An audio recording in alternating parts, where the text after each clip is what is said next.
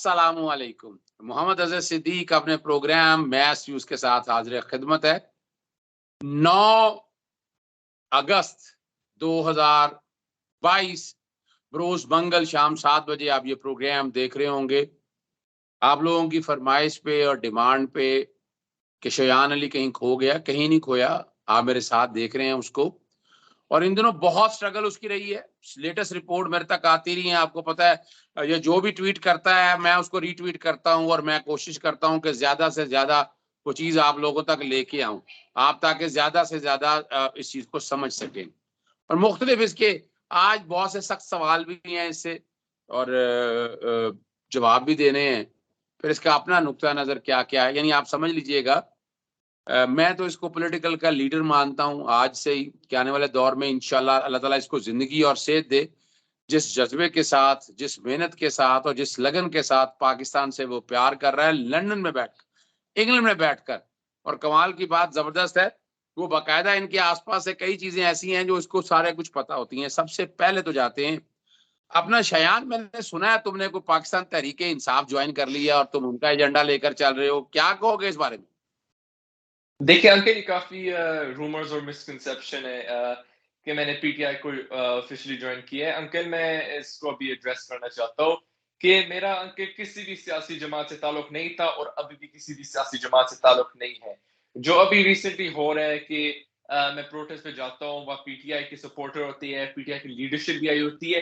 Uncle, मैं protest पे जाता हूँ not as a PTI member और अ पीटीआई एक्टिविस्ट, मैं जाता हूँ प्रोटेस्ट पे एज एन ओवरसीज पाकिस्तानी जो डेमोक्रेसी को प्रोटेक्ट करना चाह रहा है और जो पाकिस्तान को एक सॉवरेन स्टेट सिक्योर बनाना चाह रहा है। पाकिस्तान की हकीकी आजादी के लिए मैं जा रहा हूँ। इससे पाकिस्तान एक सॉवरेन स्टेट है। पाकिस्तान को पाकिस्तानियों को राइट है कि वो अपना लीडर चूज कर सके और किसी फॉरेन कंट्री जैसे यूएसए हो गया, वो पाकिस्तान के ऊपर कोई फैसिस्ट लीडर जैसे भी शहबाज शरीफ हो गया उनको इम्पोज ना किया जाए। तो ये जो रूमर्स है या कि जो मिसकंसेप्शन अभी बनी हुई है कि मैंने पीटीआई को ऑफिशियली ज्वाइन किया, मैं अभी तक वही है स्टैंड पॉइंट जो मेरा शुरू से था कि मेरा किसी भी सियासी जमात से ताल्लुक नहीं है।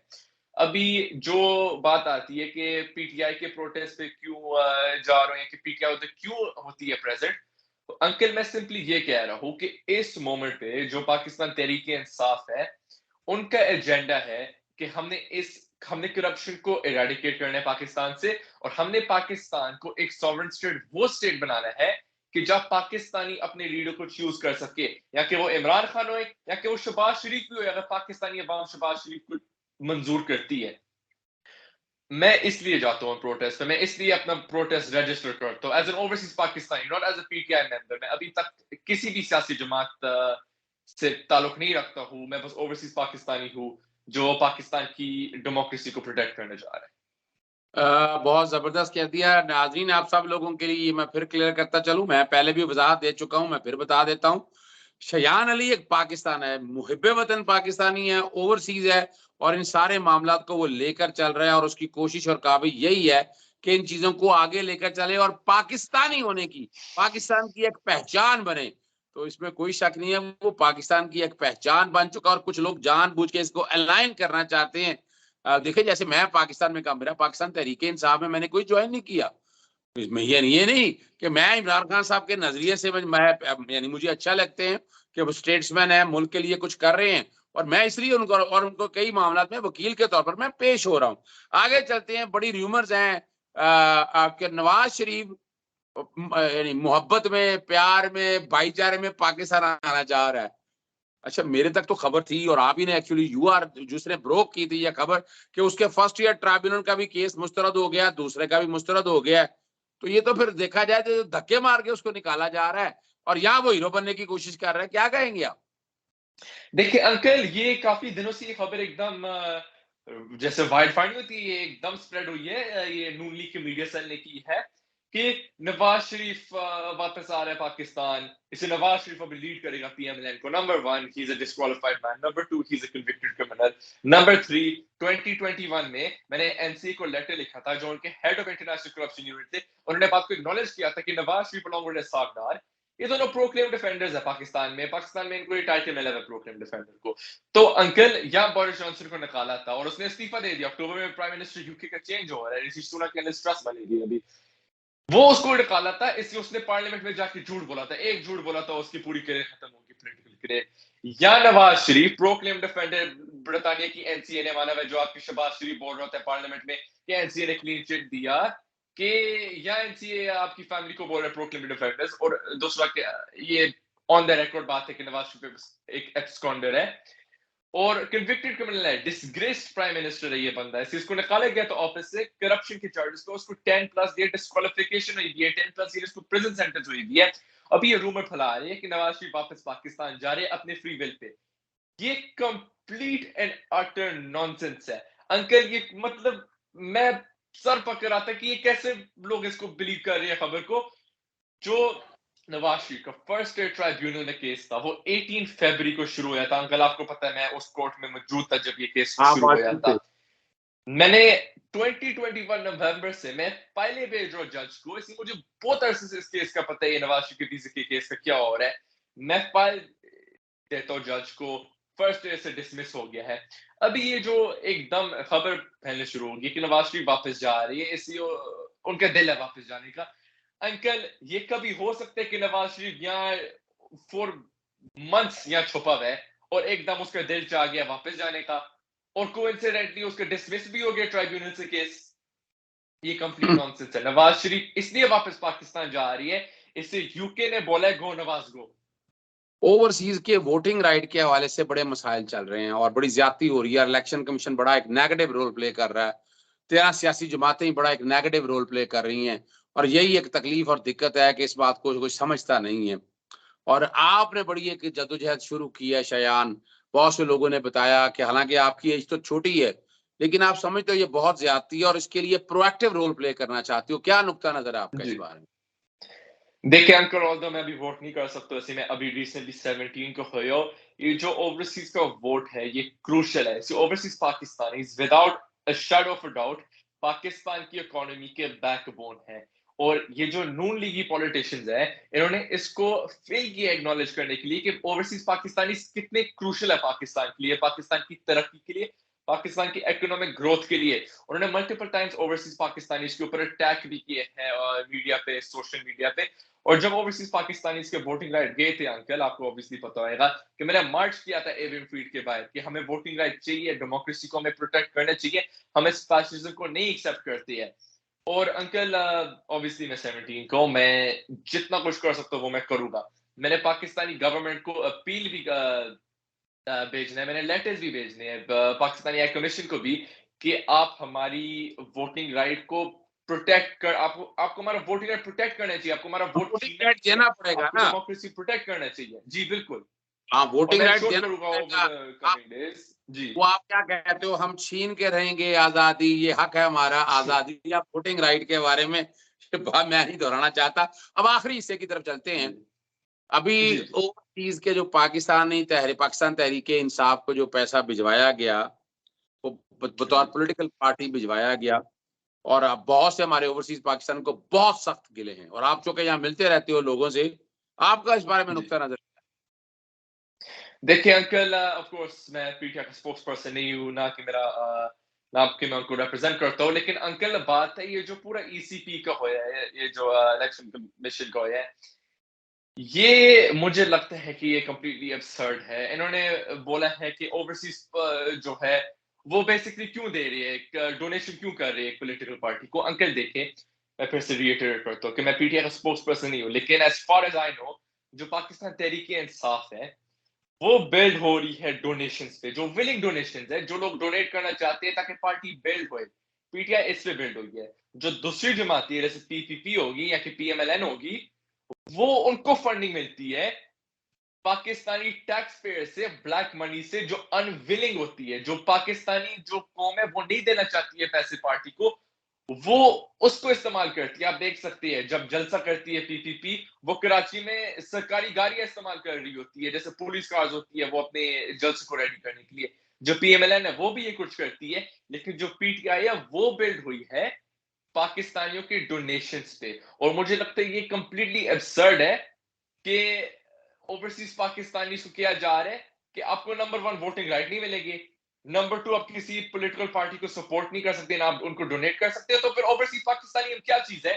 ہم صرف بینک ہے پاکستان کے لیے کہ ہمارے سے پیسے چھینے جاؤ تاکہ آپ لوگ اپنی عائشہ کرو, اپنے نہیں پارٹی کو بڑے کرو بے فیئر میں. یہاں دیکھو نا شایان, تقریباً $30 بلین جو ہے ملین ڈالر پاکستان میں اگر آتا ہے تو وہ پیسہ قبول کرتے ہیں ہم, اور یہ جو پیسہ دے رہے ہیں آپ اوورسیز کے طور پر, آپ ڈیول نیشنل ہیں کئی لوگ یہاں پر, اور ان کو بلکہ ان کو تو کہہ دیا کہ آپ اس ملک کے شہری نہیں, اور اسی لیے میں نے ان کو حد کے عزت کا اوورسیز کی طرف سے نوٹس بھی دیا. اور آپ نہیں سمجھتے یا آپ ڈیمانڈ کرتے ہو الیکشن کمیشن سے کہ اس سارے معاملے میں زیادتی جو کر رہے ہیں اپنا آرڈر وڈرا کریں, اور جنہوں نے یہ پیسہ دیا اس پیسے کو بالکل پاکستان تحریک انصاف کا وہ ان کا حق ہے.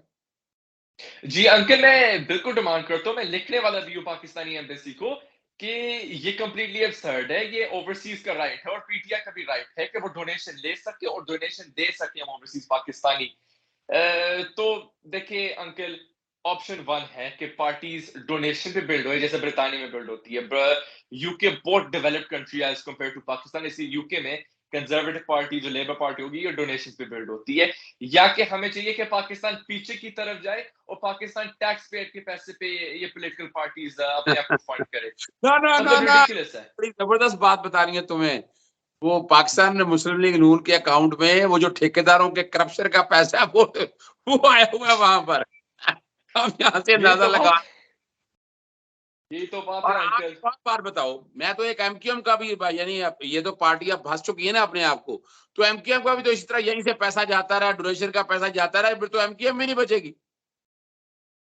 امین انکل, ابھی آپ دیکھ سکتے ہیں کہ کون ٹارگیٹ بنا ہوا ہے, اور وہ آپ کو نظر آ رہا ہے کہ وہ کون سی پارٹی ہے, وہ پی ٹی آئی بنی ہوئی ہے. تو پی ٹی آئی پہ ابھی جدھر بھی ان کو چانس مل رہا ہے کیس بننے کا وہ بن رہا ہے, تو کافی ڈبل سٹینڈرڈ بھی ہے. اس لیے میں ایک اور ضروری بات کہتا ہوں کہ یہ پورا فورن فنڈنگ کا کہتے ہیں, تو اس کی فورن فنڈنگ کے طرف بھول گئے جب نواز شریف کو بن لادن سے فنڈنگ ملتی تھی, اس کے یہ سب کیوں چپ ہو گئے یہ پی ایم ایل این والے.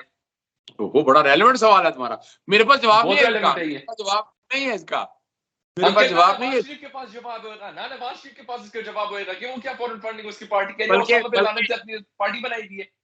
بلکہ یہاں پروگرام نبا ہو جائے گا. میں یہاں پر وہ احمد شاہ فریدی کا انٹرویو جو ہے اسامہ بن لادن کے حوالے سے اتنا پورشن میں یہاں چلواتا ہوں, میں ٹیم کو کہتا ہوں وہ یہاں پر ساتھ چلائیں, دیکھیے گا آپ ذرا. وہ کہ اسامہ بن لادن سے میری دوستی جو تھی اس سے پہلے سے تھی, افغان وار کی وجہ سے میری ملاقات بھی ہوتی تھی. جب بھی میں جاتا تھا عمرہ کرنے تو ملاقات ہوتی تھی.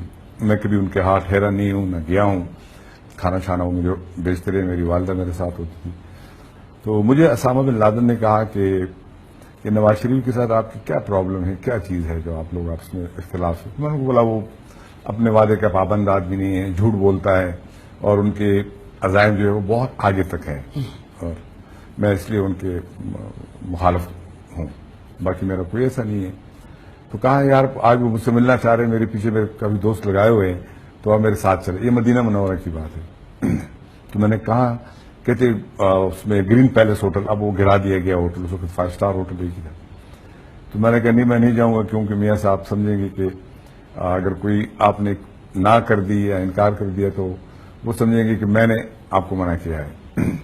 تو کہا اچھا چلے آپ ایسے کریں کہ وہ تو کافی بڑا ان کا وہ ہے, وہ جو کیفیٹیریا ہے, تو آپ وہاں کسی جگہ پہ بیٹھ جائے, آپ وہاں پہ ہو. تو میں اپنی والدہ کو بھی لے گیا تھا. تو وہاں میاں صاحب تھے, اور میاں نواز شریف صاحب تھے, خواجہ خالد تھے جن کو وزیرستان میں جو ہو گیا ہوا, یہ خواجہ خالد صاحب تھے, اور خالد خواجہ, اور ایک اور صاحب تھے, اور میاں صاحب تھے. تو وہاں پہ میاں صاحب نے جس طریقے سے ان کو رام کیا تھا, مجھے ابھی تک یاد ہے, ان کے ایکشن بھی مجھے یاد ہے کہ جس طریقے سے بالکل ہی مطلب کچھ کرنے جو بھی تھا اس کے لیے وہ تیار تھے. ان کے پاؤں پہ یہاں پہ ہاتھ لگایا تھا. اور اسامہ ناراض ہو گئے تھے جب مجھے یہ آواز آئی کہ آئی لو آلسو جہاد, نواز شریف نے کہا, کیونکہ ان کی انگریزی میری طرح ہے, تو اس پہ اسامہ بہت سخت ناراض ہو گئے. اچھا, تو پھر یہ انہوں نے کہا کہ اب پھر ساڑھے مائی باپ ہو. یہ مجھے یہ لفظ ابھی تک یاد ہے. ان کے جہاد کے پیار کرنے پہ یا لو جہاد کے اوپر ناراض کیوں ہوئے؟ کیونکہ آئی آلسو لو جہاد. میرا خیال ہے انگریزی میں اس طرح نہیں بولا جاتا ہے، جو انگریزی والے کہتے ہیں، مجھے تو اتنا نہیں پتا. تو خیر رات کو ہماری ملاقات ہوئی اسامہ کے ساتھ. اسامہ نے بتایا کہ وہ کشمیر اور افغان جہاد کے لیے ان کے بہت بڑے عزائم ہیں اور اپنا بھی بہت کچھ خرچ کرنے کے لیے تیار ہے. تو میں نے ان کو وہاں کر دیا ہے 150 ارب روپے کا. 1989 کی بات ہے. جی ہاں. تو 1.5 ارب روپیہ میاں نواز شریف صاحب نے اسامہ بن لادن سے لیے تھے جو جہاد کے نام پر تھے، اور وہ اس میں سے 27-28 کروڑ روپے بے نظیر بھٹو شہید کے خلاف ووٹ آف نو کانفیڈنس میں خرچ جہاد کیا کے تھا. لیے جو پیسے لیے وہ محترمہ بے نظیر کی گورنمنٹ ٹاپر کرنے پہ لگائے گئے. وہ 27 کروڑ لگائے 27 کروڑ تو باقی باقی 1 کروڑ جو ہے 1 کروڑ 24 لاکھ یا 25 لاکھ جو ان کا بندہ تھا وہاں مدینہ میں ہی کھا گیا تھا. اچھا. اور 1 کروڑ ایک اور ساتھی ان کا کھا گیا تھا. باقی پھر ان کے تھے. اب مجھے پتہ نہیں انہوں نے کیا کیا ہے. رحمت شاہ افریدی صاحب، میاں نواز شریف اینڈ بردرز جو ان کی کمپنی ہے، 90s میں ارلی 90s میں آپ کے اوپر ایک کیس بھی کرتے ہیں. اکرم چودھری صاحب ان کے وکیل ہوتے ہیں، آپ کی طرف سے سید، آپ اس کا مقابلہ کرنے کے لیے آپ نے ایسا کیا چھاپا تھا کہ جو آپ کے خلاف انہوں نے ڈیمیجز کا سو بھی کیا تھا؟ اور جب آپ نے کہا تھا کہ میں اس کو فیس کروں گا، سید افضل، آئی اسٹل ریمبر، سید افضل حیدر صاحب آپ کے وکیل تھے، تو پھر انہوں نے وہ کیس واپس لے لیا تھا. وہ قوم ہمارے ویورز کو بتائیے کہ آپ نے ایسا کیا فرنٹیئر پوسٹ میں 90s کی سیاست میں، جس میں بڑی پولرائزیشن تھی، جس میں حکومتوں کا بڑا جبر تھا، آپ کو یاد ہے، تو اس میں آپ نے ایسا کیا چھاپا تھا؟ وہ ایسے ہوا تھا کہ میاں نواز شریف صاحب جیسے ہی پرائم منسٹر بنے تو ان کے 2-3 کام بڑے، آج بھی آپ ان کو دیکھ سکتے ہیں، اس کے ثبوت موجود ہے، زمین پر موجود ہے کافی بڑی شکل میں. ایک تو اپنے ہی لیے ایک ہی دن میں اور ایک ہی سیریل نمبر پہ جیسے 1 2 3 4 5 6 7 کارخانے اپنے نام پر مختلف ناموں پر الاٹ کروائے تھے. یہ رائے ونڈ کا پہلا کارخانہ جو ہے وہ ان کے لگے ہیں، رائے ونڈ جو انڈسٹریل زون ہے. تو ساتھ ایک کام انہوں نے یہ کر دیا کہ 24 شوگر پلانٹ الاٹ کروائے، اور اس کا ٹائم رکھا گیا تھا کہ 3 سال کے اندر یہ انسٹال ہونے ہیں، پروڈکشن میں آنے ہیں. اور ان جن کو وہ دیے گئے تھے ان سے اتفاق فاؤنڈری نے ایگریمنٹ کر لیا تھا کہ اتفاق فاؤنڈری سے لیے جائیں گے. اچھا جی. ان کی مشینری جو ہے شوگر پلانٹ جو ہے، اور 3 سال میں لگانے تھے. تو 3 سال کا مطلب یہ ہے کہ 3 سال میں تو وہ 24 تو نہیں بن سکتے ہیں. تو ہمیں تھوڑا سا شک ہوا، اور مجھے ہوا تو ایک تو یہ تھا کہ اس وقت چینی کی ضرورت نہیں تھی، چینی ہمارے ہاں کافی وافر تھی. تو دوسرا یہ تھا کہ انہوں نے جب یہ ایگریمنٹ کر لیا تھا، اس کے جن لوگوں سے کیا تھا وہ 2 میرے جاننے والے ہیں، وہ میں نے خود دیکھے تھے. تو انہوں نے بھی کہا کہ یار ہم بھی حیران ہیں، ہمیں کیسے دیں گے، ایگریمنٹ تو ہم نے کر لیا. خیر پتہ چلا کہ میاں صاحب گروپ نے، میاں صاحب ہی کہہ سکتے ہیں اب، یہ تو میاں صاحب یہ ہندوستان سے انہوں نے 15 شوگر پلانٹس کا سودا انڈیا میں کیا تھا. یہ 1992 کی بات بتا 92 میں وہ آ گئی تھی مشینری. رحمت شاہ افریدی صاحب جی، آپ نے شایان وہ انٹرویو سارا دیکھ لیا. رحمت شاہ افریدی نے بڑا واضح طور پر کہہ دیا، اور آپ نے جو سوال میری آنکھ کھولی، حالانکہ میں بھول جانا تھا اس بات کو. سنا ہے بہت جلد پاکستان آنے کا بھی ارادہ ہے آپ کا؟ جی انکل، انشاءاللہ بہت جلدی آؤں گا، اور آف کورس میں اپنی ایکٹیویزم کو پاکستان میں بھی کنٹینیو کروں گا. تو انشاءاللہ میں آپ کو سب کو پتا ہوگا کہ میرا پاکستان آنے کا کیا پلان بن رہا ہے کم ویکس. چلیں، بہت شکریہ شایان. آج آپ نے دیکھ لیا کہ شایان پہ جس طرح کے وار کر رہے ہیں. شایان نے کو کئی جو ہے نا کرمنل کیسز بھی یہاں رجسٹرڈ کرائے ہیں. جس طرح اس کا راستہ روکنے کی کوشش کی اس مافیاز نے، لیکن یہ کھڑا ہو گیا. پھر جب کچھ نہیں ملتا پھر جھوٹے الزامات. آج آپ نے اس پروگرام میں وہ ساری چیزیں بڑی وضاحت کے ساتھ دیکھ لی ہیں. آج کل وقت میرے پاس بھی کم ہے، شایان کے پاس بھی وقت کم ہے ذرا، لیکن پھر بھی میں نے کہا ساتھ ساتھ آپ تک جو سوال ہے وہ جواب آنے بہت ضروری ہے. اجازت چاہتے ہیں. السلام علیکم، اللہ حافظ. پاکستان زندہ باد.